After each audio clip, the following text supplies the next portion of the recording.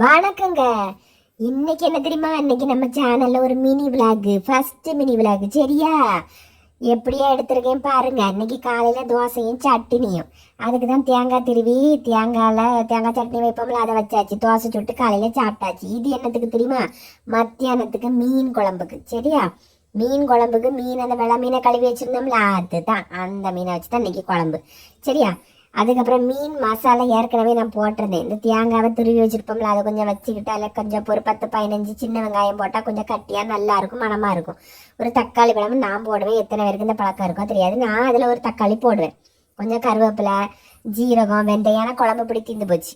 இந்த கடுகு இதெல்லாம் லேசாக வறுத்தெடுத்து போட்டுக்கிட்டு அதுக்கப்புறம் அதில் மஞ்சப்பொடி, வத்தல் பொடி, மல்லிப்பொடி எல்லாத்தையும் போட்டுக்கிடுங்க. போட்டு தண்ணி ஊற்றி மிக்சியில் நல்லா அழகு போல் அரைச்சி எடுத்து வச்சுக்கிடணும். சரியா? அந்த அரைச்ச மசாலா எல்லாத்தையும் ஒரு பாத்திரத்துக்குள்ளே போட்டு தேவைக்கு தண்ணியும் ஊற்றி, அதை மசாலா தண்ணியும் வேஸ்ட் பண்ணக்கூடாது. அதை எடுத்து அதுக்குள்ளே போட்டு கலக்கிக்கிடணும். அதுக்கப்புறம் அதில் என்ன தெரியுமா? புளி இருக்குல்ல, அந்த புளியை நல்லா கரைச்சி வச்சுக்கிடுங்க. சரியா? இது கடை புளி. சில நேரம் எனக்கு வீட்டு புளி உண்டா தீர்ந்து போச்சு. இந்த கடை புளியை நல்லா கரைச்சி எடுத்து வச்சுக்கிடுங்க. வீட்டு புளின்னா வீட்டில் ஒருத்தங்க வீட்டில் புளிய மரம் இருக்குது, நாங்கள் விலைக்கு வாங்குவோம், அதான் வீட்டு புளி. சரியா? அது வேறு டேஸ்ட்டு கொடுக்கும், கடையிலேருந்து வாங்கக்கூடிய வேறு டேஸ்ட்டு கொடுக்கும். அதுக்கப்புறம் தக்காளி, அங்கே தக்காளி போட்டிருக்கேன், புளியும் போட்டிருக்கேன். இதில் பார்த்து எடுத்து தக்காளி போட்டேன். அது ஒரு அரை தக்காளி தான் போட்டேன்.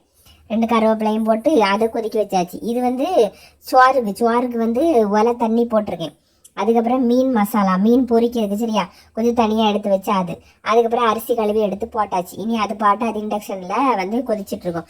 மீன் மசாலா தடவி கொஞ்சம் ஃப்ரீசரில் வச்சுருந்தேன், அதையும் எடுத்தாச்சு. எடுத்து இனி குழம்பு வச்சுக்கிட்டு அடுத்தது மீனை பொரிக்கணும். சரியா?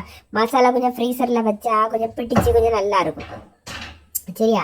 அடுத்தது சட்டியில் எண்ணெய் ஊற்றி அந்த எண்ணெய் சூடானதும் மீன் பொரிக்க தெரியாமையா இருக்கவங்களுக்கு அந்த மாதிரி மீனை பொரிச்சாச்சு. ஓகே. அதுக்கப்புறம் சோறு எடுத்து வச்சாச்சு, மீன் குழம்பு ரெடி ஆயிடுச்சு, மீன் பொரிச்சாச்சு. இனி என்ன செய்ய வேண்டியதான்? சாப்பிட வேண்டியதான் பாக்கி. சரி, சோத்துல குழம்பு ஊற்றி நல்ல சூப்பராக நான் சாப்பிட்டேன். ஓகே, பாரே.